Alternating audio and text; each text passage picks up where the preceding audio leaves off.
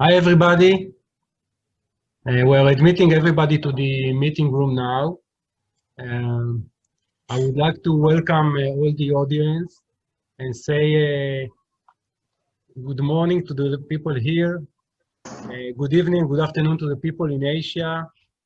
We are expecting actually people from all around the world, also from Europe, the Middle East, and even some will join us from North America. Today, our topic of the webinar is sharing 10 years of experience of how to reach over 70% success rate treating ED patients. We are honored to have with us Dr. Boaz Appel. He is a senior urologist from Rambam Medical Center, very well renowned for his clinical studies. He's been investigating this topic for many years and gathered a lot of clinical data and information. His name appears on many articles, and I think the main advantage is that he has personally treated hundreds of patients, and he can share and elaborate with us his experience. And during the webinar today, we encourage you to ask questions on using the chat. We will gather those questions and we'll address them as time permits. Some more formalities. The session is recorded and we will share it with the attendees. During most of the webinar, most of you will be muted to avoid some noise. If somebody wants to speak, you can raise the hand and we can let this person speak. So without taking too much time from Dr. Appel's, I would just like to mention again that we also have here the team from Medispec, including Mr. Avner Spector, the founder and CEO. Also all the sales and marketing team, so welcome everybody. And finally, I would like to present Dr. Appel. Dr. Appel, the floor is yours. You may start. Thank you. Okay, thank you for the nice presentation, and good morning and good afternoon and even good evening for all of you. Yeah, my topic is to address 10 years of experience, of my experience, Rambam experience, Israeli experience, and of course Medispec experience.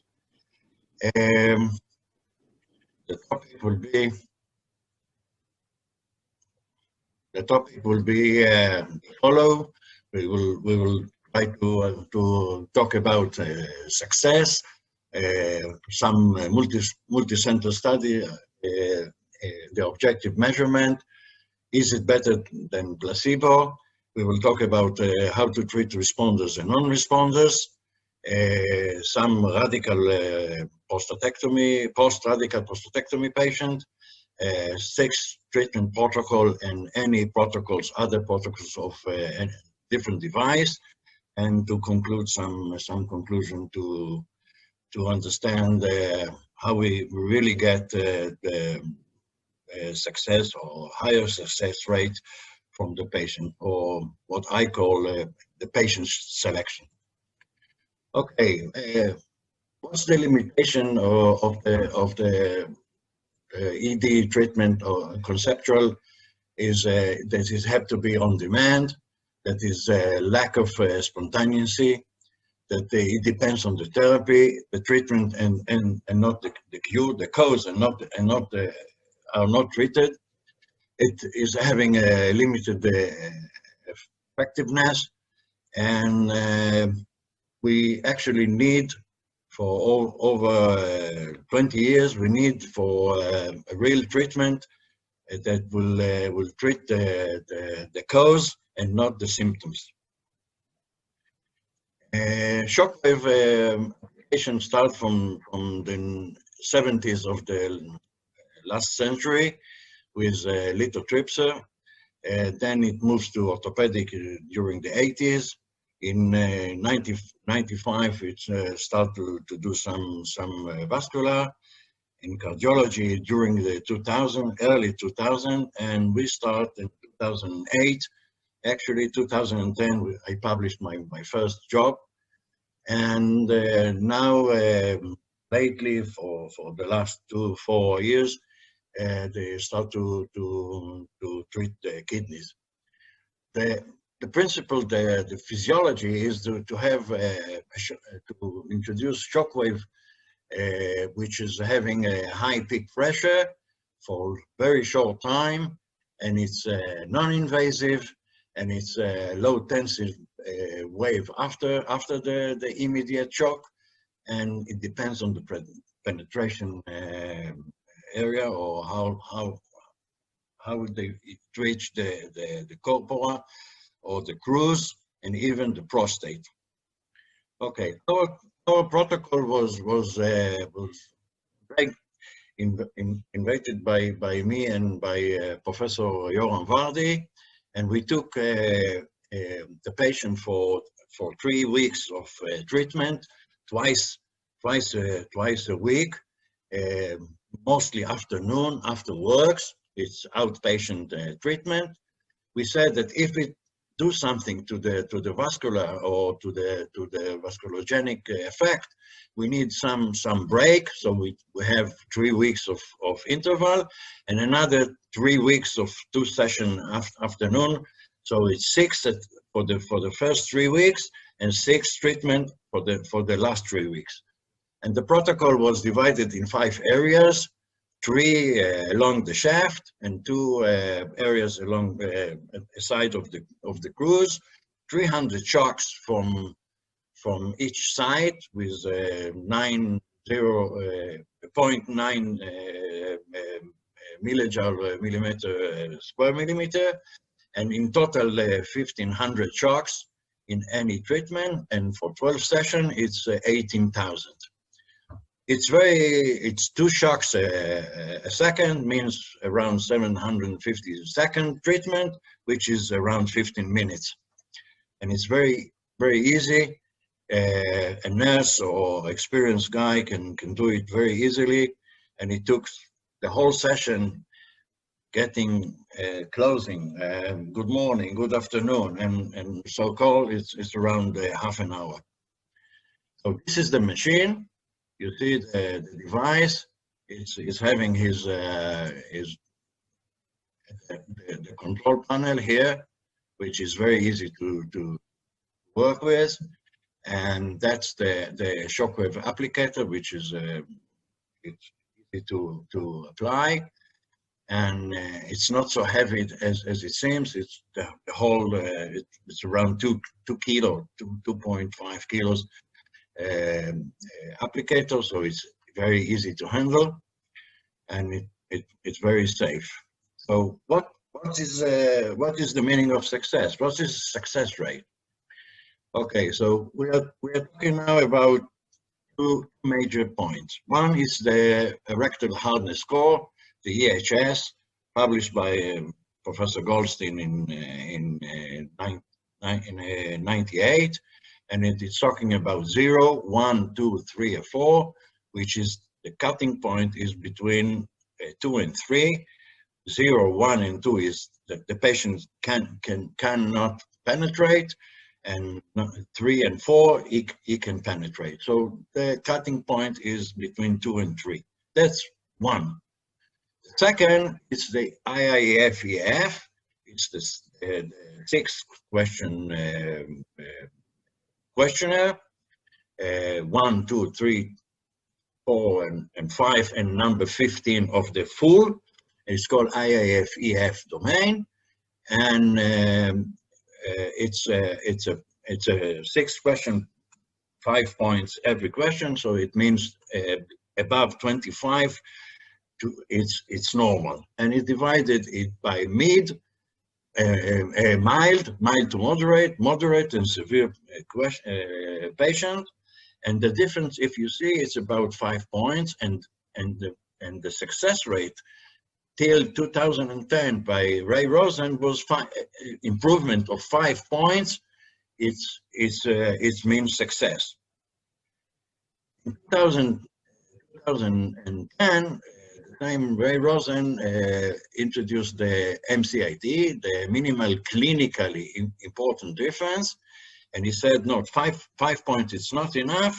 If it's mild, you need 2. If it's moderate, you need 5, and if it's severe, you need 7. Let's say if severe, it's 11 points in the old IAEF. If you improve in 5, you get 16. 16 points. It's not enough. I have a patient. You probably have it also. Patient that coming with even with 17 and 18, they want to improve. So if the 7 point for the severe patient means that you need at least to improve from 11 to 18, which means that something is going on. It's better. So. And of course, the second one, the EHS, that you have to improve, and from non-penetrating, you can able to penetrate. Okay, so we took a multi-center trial of 4 different places, and that's the scheme. It's 95 patients from US, it's 30 patients from Greece, 80 patients from India, and 77 patient from my patient from Israel, and you see that the IAF EF domain is changed from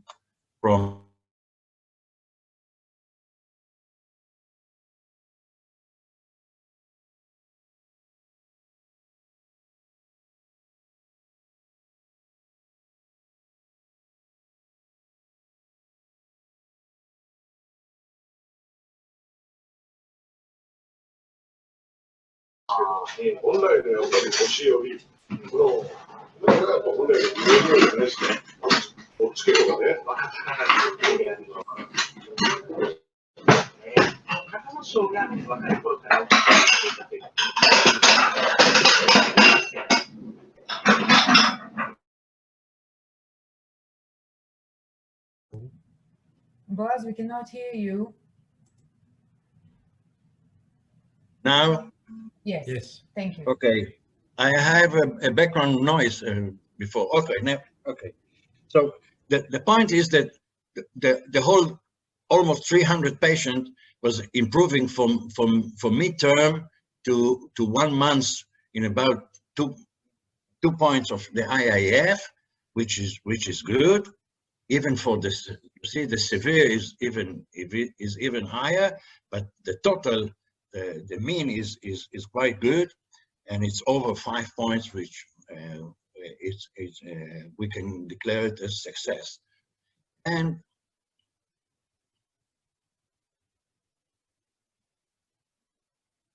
And if you see it by MCID, by the new Ray Rosen criteria, it's quite the same.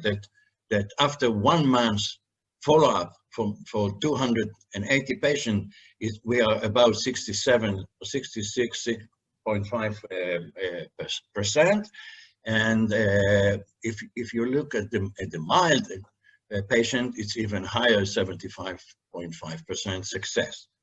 So we are having a good success in 4 places in almost 300 patients. So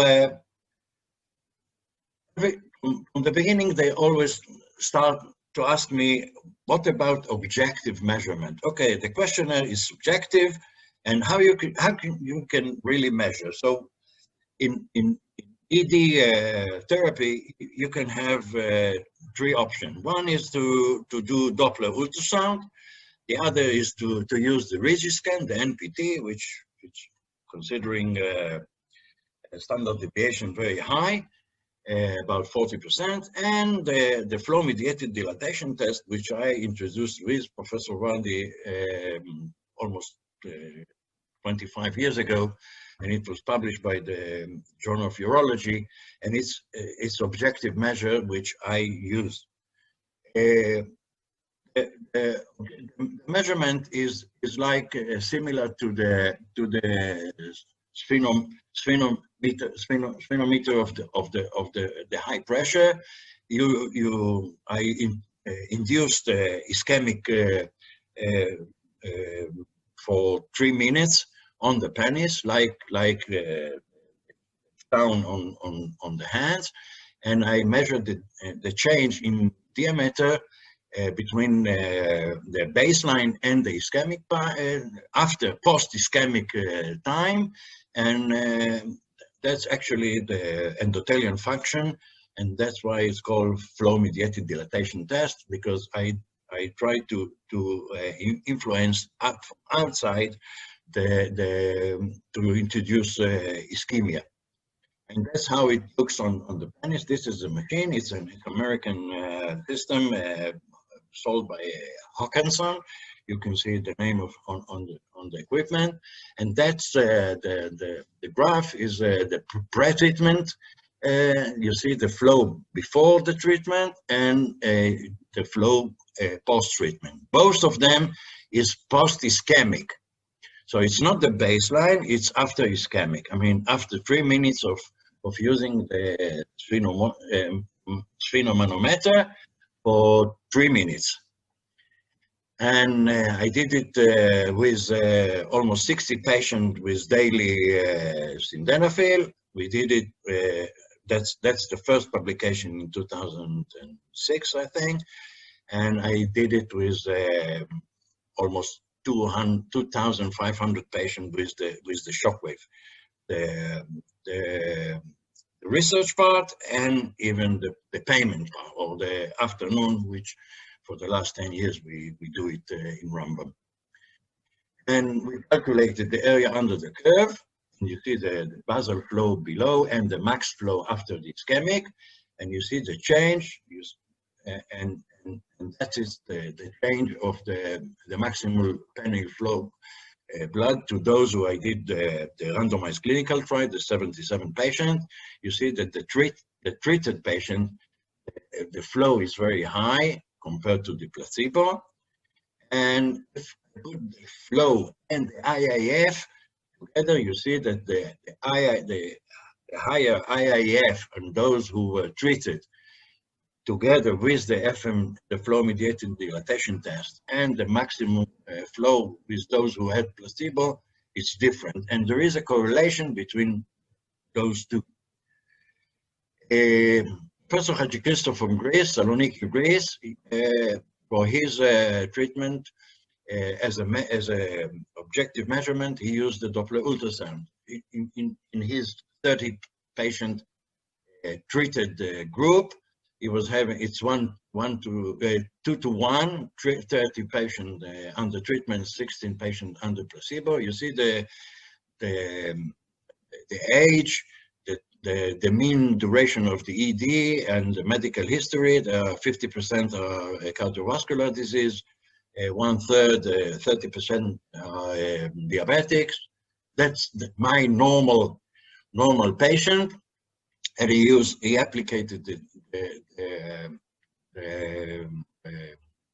ultrasound, and you see that according to the MCID, again, one of the two measurement subjective, you see together with the Doppler ultrasound, you see that there is a correlation between the two. The placebo is very low, and the active, the MCID and the Doppler ultrasound is changing and getting higher.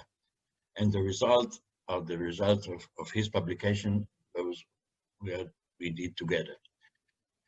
Okay, so that's the correlation between the peak systolic velocity, which is the Doppler high systolic velocity, and the correlation with the IIF. You see there is a good correlation in Greece in those 30 patients between two measurements.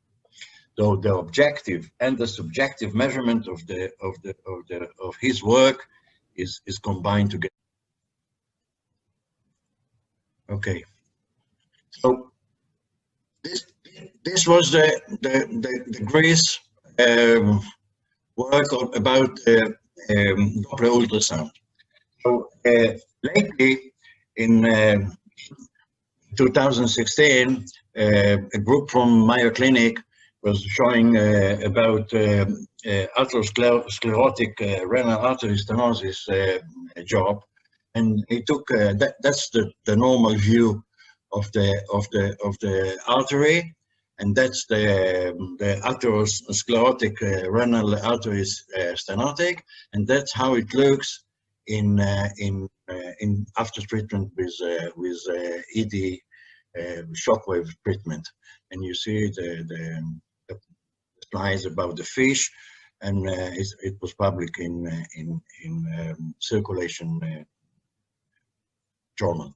Anyway, it works as it works with erectile dysfunction, and it increased the vascular endothelial growth factor, and it's an angiogenic factor basic, and it's regenerate the vascularity in the corpora as it do in the renal. Is it better than placebo? So we took 77 patients, we divided them to 2 to 1. 46 got active treatment, and 21 was sham control after randomization, computer randomized, and we did a protocol that we used to do, and I still do, but we have some new changes now. And it's 1 month. All the patient was responders to PDE5. I washed them out for 1 month, and I did the 3 weeks of treatment, twice a week treatment, 3 weeks of interval, and twice a week for 3 weeks later. A 12-session treatment, 18,000 shocks as a whole. 1 month no treatment, and I follow up them 1 month later, and the result was published by the Journal of Urology in 2010. You see the patient, the sham and the treatment group is the same by age. No significant difference between duration of ED, cardiovascular risk factor, coronary artery diabetes, and IAF, and you see the subdivision about the severe, moderate, mild to moderate, and mild. Patient was around 30% were diabetic, and there was quite age around 57, 58 years old. And you see that the placebo didn't change. It's very light. There is no actually placebo effect, and there was a nice change of almost 7 points in the treated group. According to IFEF domain, the old one, the old version, not the MCID, you see even better result. And the EHS, which is the second subjective way to check or to evidence success, you see that sham control didn't change. They were less than 2 or less than 3, means that they were not able to penetrate, and after the treatment they were able to penetrate, and it's quite good success. This slide showed this patient, and it's very interesting. Because I was forced by the Rambam Helsinki committee to treat those who were not having any success or any change, because there was a possibility 1 to 3 that they will get a placebo effect, sham control. I was forced by the Helsinki to give a real second treatment, 12 session, to those who during the unveil of the result, because only by the end I opened the envelope and I knew who is from those double blind. It was double blind, randomized clinical control. So there were patients that came for the second time, and they said that after the first month's first follow-up, they didn't have any proof. So I took them and I gave them a real treatment, not shame, but real treatment from the beginning. And you see that those who were placebo at the beginning and came to me for the second time, which was a real treatment, they had the change is similar to those who were treated from the first time. So, and it's very important to say that there is no placebo effect, because there was all of them, all the 21 patients. I actually treated for the second time 24 patients. 21 out of them were all the placebo patients who were not treated because of the randomization for the first time. So and the change is the same. So it's a unique point because of the Helsinki Committee regulation in Israel, and they did me a very nice favor. Okay, now we went one step further. We said, okay, if it works to responders to PD5 with a washout, why not to take the second group, which is non-responders? And I did the same. I gave him active treatment before the screening, or no, after the screening, but before the treatment. And they came back and they said, listen, doctor, your explanation and your treatment, the PD5 inhibitors that you gave us, is do the same, nothing. So I said, okay, if it do nothing, don't take it. And I gave him the treatment, and I did the same protocol, 3 weeks, 3 weeks of interval, 3 weeks again in treatment, and 1 month no treatment and no PD5. That was my first follow-up. And 1 month for the second month after the treatment, I gave him the same medication, the same PD5 inhibitors that I gave them at the beginning, which they came back and said it not work. And now suddenly, surprisingly, it works. And there was 33 patient. For the follow-up, I have only 29. It was screen failure and dropouts. And you see, that's between the visit 1 month after the treatment, but with no medication, and follow-up 2, 1 month, the same treatment, but this time with the same PD5 inhibitors that I gave him at the beginning, before even the first shock. And 22 out of those, almost 70, more than 75%, were having 5-point change. It was before the 2010, before the MCID, but at that time I looked for success about IAFEF 5 points. But it's still very amazing to see that the non-responders patient start to respond to PD5. And that's a slide very interesting. Those 29 was according to EHS. There was all non-penetrating. After the shockwave, without PD5, 10 were able to penetrate, but still the majority was not able. And after the follow-up to treatment, shockwave, and PD5, there was it changed completely. I mean, those are 75% who can able to penetrate, and I published it in 2011. Okay, these are the main first publications that you all know about the pilot, the randomized, and the non-responders. And the next question that I always be asked, well, doctor, okay, it works, but for how long? And there is another question that probably you will have to answer, how much it costs, but I'm not dealing with cost. I'm doing only academic. But the main question is, for how long does it last? So I took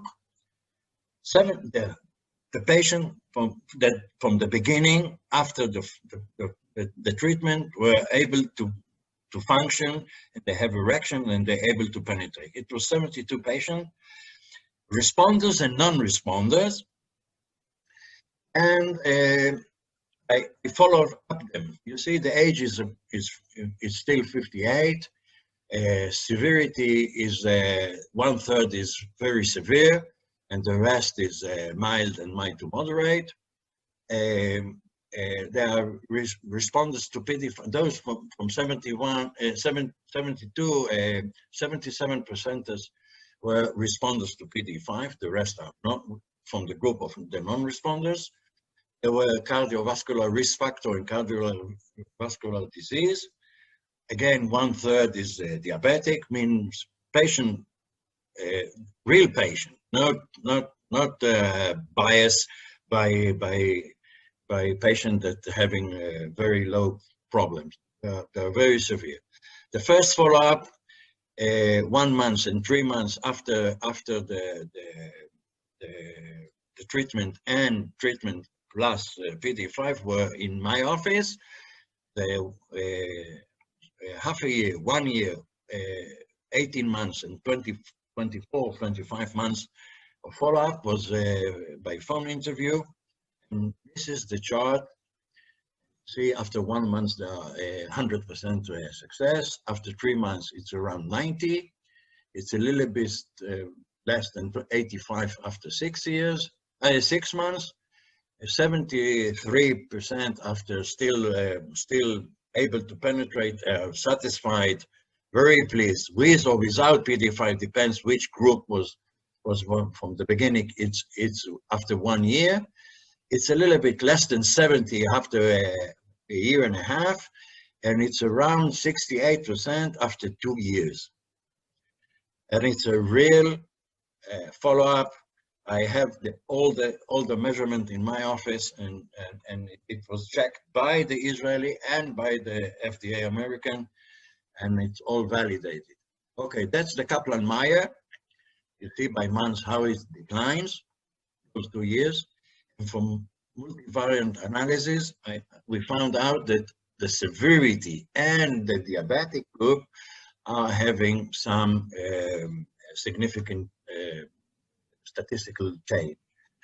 All the rest, the age, the cardiovascular risk factor, cardiovascular disease, and the responders, non-responders to PD5, there is no statistical difference for this decline. So we are coming to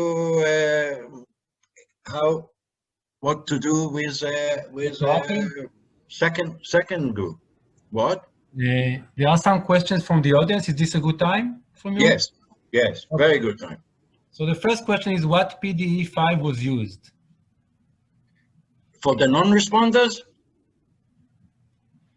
For those non-responders group, usually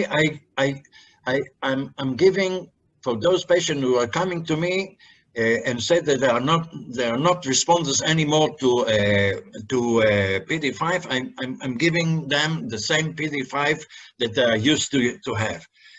Most of them are Viagra. At that time was Viagra and Levitra. In Israel, it's Cialis, Levitra, and Viagra. In all the forms and all in different doses are prescribed. Most of them were Viagra and Levitra, but usually those who were having the same pills before. Plus explanation, how to take it on empty stomach, what the duration of the half-life of the pill. When to take it, and they need erection or stimulating by the partner. We mean to have a good stimulation. Okay. The next question: do you advise treatment for patients who have had prostatectomy from BPH? Yes. Of course. First, okay. No problem. Clexane treatment after inguinal hernioplasty, DVT patient. Shockwave doesn't influence. They don't even have any side effect whatsoever. Over, let's say, over 2,000 patients that I treat. I didn't have to report even one side effect.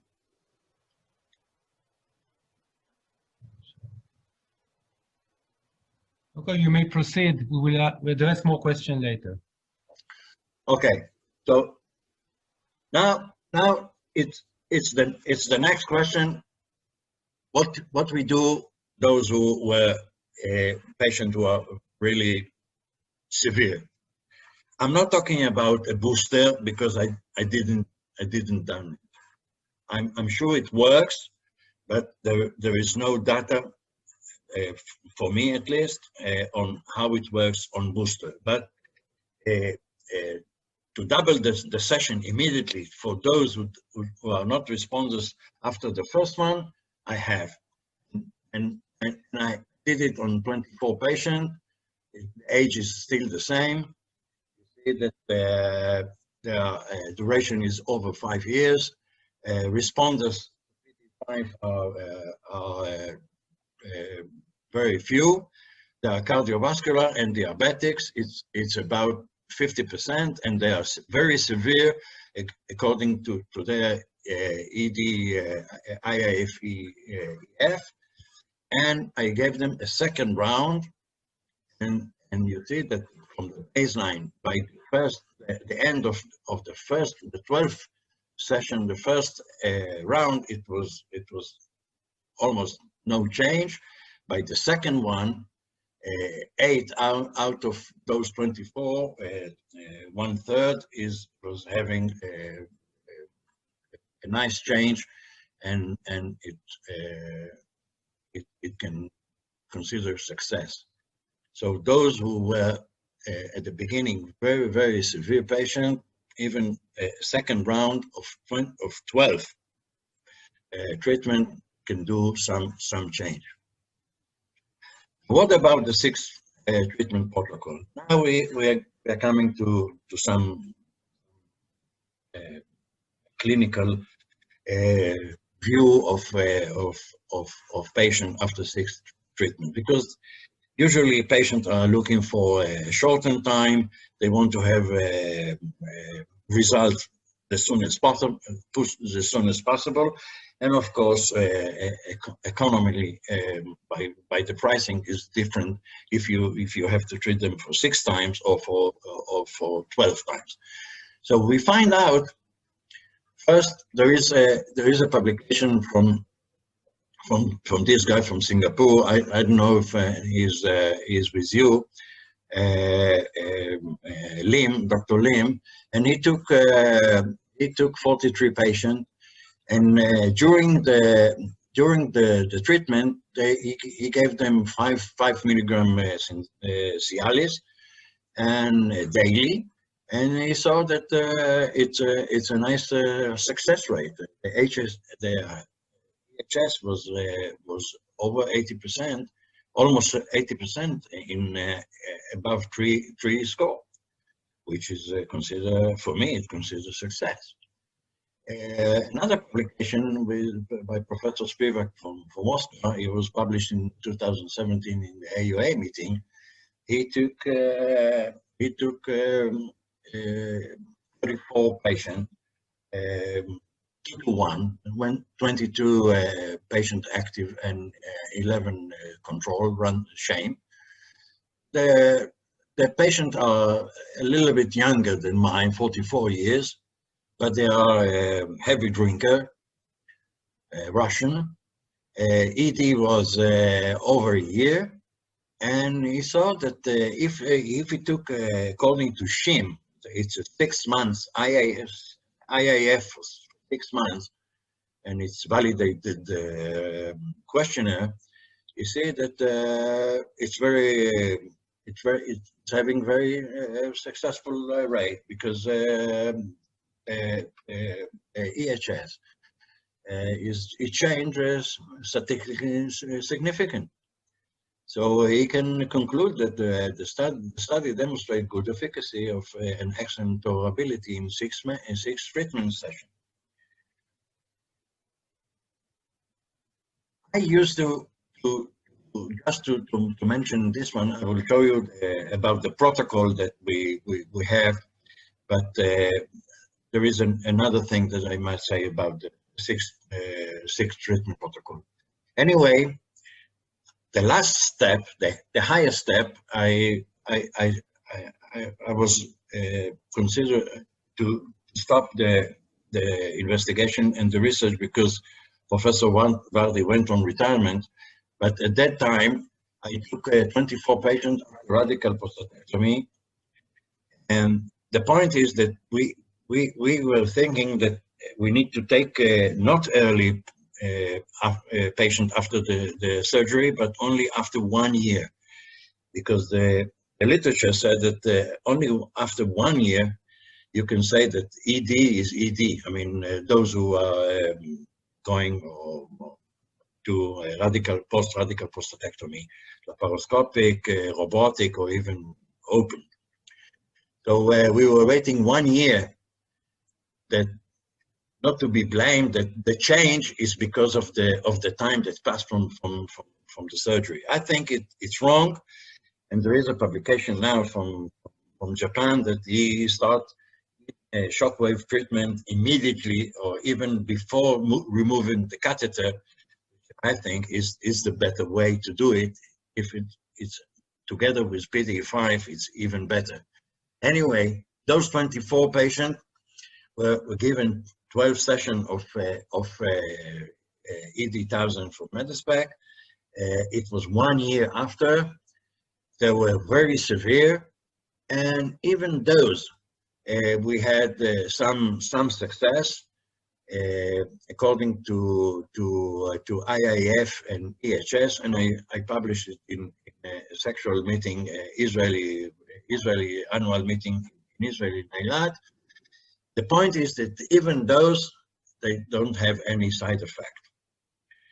Okay, so now I'm trying to go back to the different devices and different protocol. This work, it was published in Copenhagen in ESSM by Professor Haji Christoph from Saloniki. He actually did several research with two different machines. He was part of the randomized clinical trial with us with Medispec, but he did with Dornier.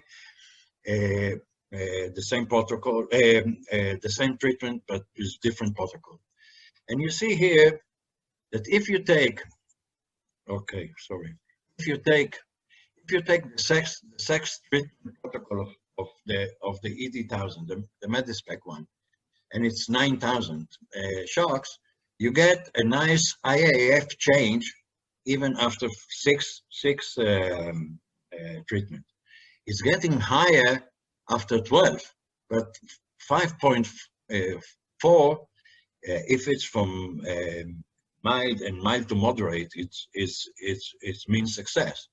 And this one, if you divided shocks per one IIF, you see that the number is around 1,500, and that means 100%. If you increase to 12 session, you do increase the success, but the efficacy to shockwave per one IIF is almost double. If you took the Dornier, for those the same six, you need almost 5 times more shocks, and actually he did 30,000. If you climb even more, 12 sessions, 60,000, and 18 sessions, 90,000 shocks, it's even lower. Yes, it comes to 7.5 after 18 treatment, like 12 treatment after 12 in Medispec. So if you compare, that's the only comparison between the two machines, the two machines that's having publication. The Mediswec was the ED1000 and the Dornier. The four rest, the Wolf and Storz, doesn't have any MTS doesn't have any publication. So we can't do, and we can't speak about it. Anyway, the difference is this one, because the electromechanic, the pressure is reach 140 millimeters. So it can reach the bladder if you want. I didn't do that, but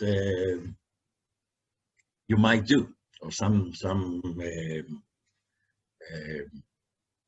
prostatitis or even bladder. And the Dornier is only 18 millimeters. So that's why you need very less treatment, even 6, to reach a nice penetration. Okay, so let's come to understand what's the potential of the ED treatment and how to get even higher than 70% success rate. So the word is patient selection, because the normal, it's inadequate. The patients are not suitable for Shockwave, according to my opinion, is those patients who are not having any response to erectile, not to injection, not to PD5, and they didn't penetrate for years. Let's say over 5 years or 6 years. It's difficult, very difficult patient. If they have pure neurogenic patient, multiple sclerosis or spinal cord injury, I don't think they will have any success. If they are not non-responders to injection, I don't treat. And if they are not compliant as a person or as a patient to any session, it probably doesn't work. What's the expectation from the patient expectation? Oh, sorry. What? Ma? What's the expectation from the what's the patient expectation? The majority those who are responders would like to perform without PD5, without chemical, not chemical. They are telling me. Those who are non-responders anymore would like to become responders again. So the Shockwave treatment given the opportunity. So if you see the first line and the second line and the third line, the ED1000, it's still non-invasive. It's still the first line, and it's come before the injection and before the implant. And that's why I'm pushing urologists all over the world to be complete. The first line, the patient is coming, you give him some pills. Then you have the option to treatment with Shockwave. Then you offer him some silicone bandage or vacuum device. Then you offer him injection, and then you take him to the operating room to put a prosthesis. So if you have the whole range, so you are complete, I think it's influence your patient, and you keep it with, you follow up them, and you have them with you, which is very important as a doctor. Okay, if you make a comparison between the medication injection and the ED1000 and the Shockwave, you see there is no side effect. It's not low, it's no. Sex life are spontaneously, because you're trying to treat the cause and not the result and not the symptoms. And according to my latest publication about follow-up, it lasts for 2 years. So it's the only treatment of the cause of ED and not the symptom, and that was published in Journal of Urology. So real patient are the following. They have to be vasculogenic patient, diabetic, obesity, hypertension, metabolic, smoking. If they are one of these, or even two or three part of it, they will probably benefit from them. PD5 responders, of course, and PD5 non-responders that they are for the last 2-3 years are not responding for the last 2-3 years. If it is coming very late, after 10 years, I usually go to injection. Shockwave, it will have very, very low success. And the take-home message is that this is non-invasive method, no side effect. It's able to take place on oral medication, those who are responders to PD5, able to reverse non-responders. It's easy to perform, easy to treat, and the results are quite statistically the difference improvement after 6 treatment protocol.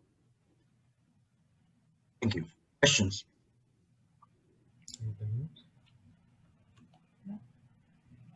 Dr. Appel, can you hear us? Yes. Okay, so I have, I think you finished your presentation. Now I will read some questions, okay? Please. Okay, so should we wait for the effective result just after the treatment course or after what time? This is for a patient of 65 years old. It's getting better because it's angiogenic. It's getting better after 2 and 3 months from the treatment. Sometimes, because I usually did the 12-session protocol. By the end of the 3 weeks interval, before the 7 treatment, which I did IAFEF every appointment, they start to say some similar sentence. Something is changed. Used to say, I'm getting a morning erection. Others said it's getting better. I feel better. So those who were responders did it without PD5. Most of them, 75%. Those who were non-responders didn't have it at the beginning because I gave them the PD5 only after. But if you're asking me, you see a slight increase of the IAFEF and the EHS after the 2nd and the 3rd month. Okay. The next question is, do you have a difference between type 1 and type 2 diabetic patients? I treat less than 5% type 1. Most of them are old type 2.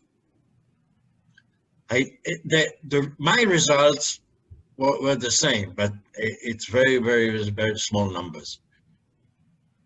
I'm sure that the mechanism is a little bit different of the damage because type 2 diabetes, the damage on the vascularity, the penile vascularity, the cavernous system, and the erection system, the nitric oxide, the receptors, and everything is different.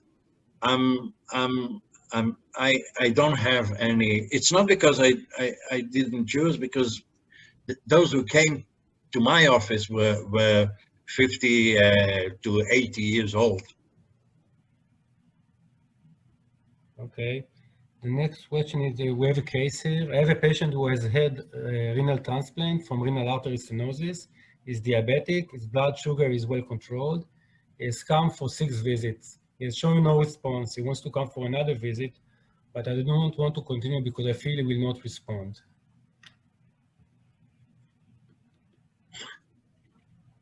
I think it depends on the patient. If the doctor should say that the chance of having some response is very low, but as a private clinic, a lot of time that I'm saying, listen, your chance is almost 0, And he said, with my money, I will do whatever I need. And so I said, okay, but I'm not sure you will be succeed.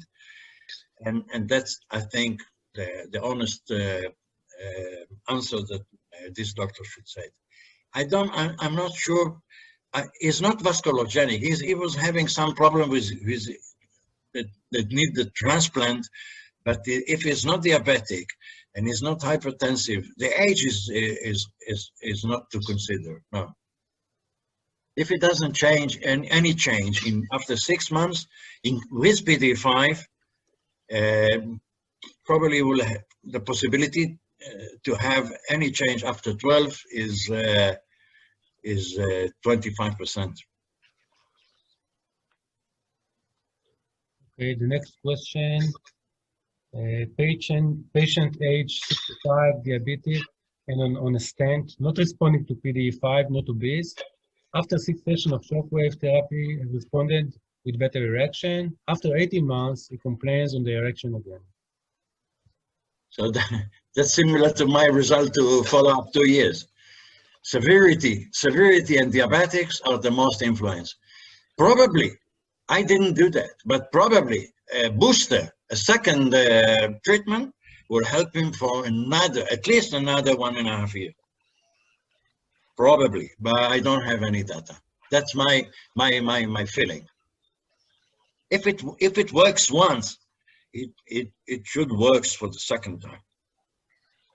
So you recommend to maintain that, right? The maintenance. I recommend to make the booster, yes.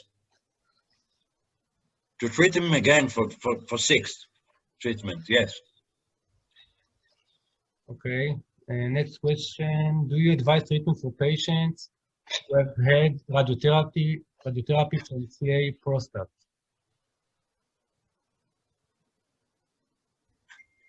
It's a tough question. It's not the radiotherapy it depends on the zone and the radiation zone and the radiation dose. I would inject them to see if the erection mechanism works. If it works, I can offer them shockwave therapy.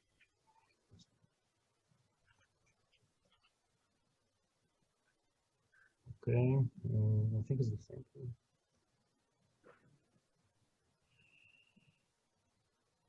And yes, you can treat them during the Corona time, COVID-19, if there is any question about it. I do it.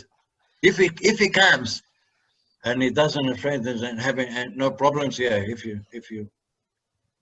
I treat them even now in Israel. Okay, the next question I have here: according to your experience, are there patients who need secondary repeating courses of treatment after 1 to 2 years follow-up? Yes, it works.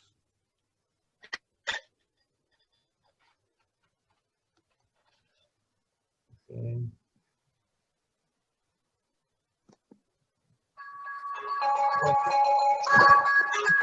Questions?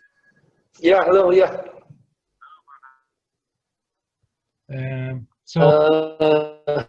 Well, I'm attending a seminar. Dr. Appel, we'd like to thank you so much for your sharing the experience and for this lecture. I think it was very educative, and it gives us now more will to do more sessions like that. We will send a thank you email to all those registered, and also a link to see the recording. And if you wish to ask more questions to Dr. Appel, you can send it to Medscape Marketing, and we will forward it to him. Yeah, you can send my email, my Rambam email to all.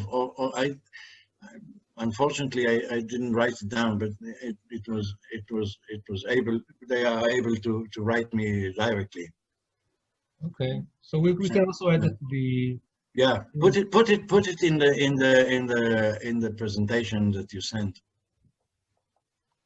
Okay, so having said that, I would like to thank all the people that attended the meeting, and I hope you enjoyed it. And we hope to see you soon in our next webinar. Thank you too. Thank you. Thank you. Want to find them?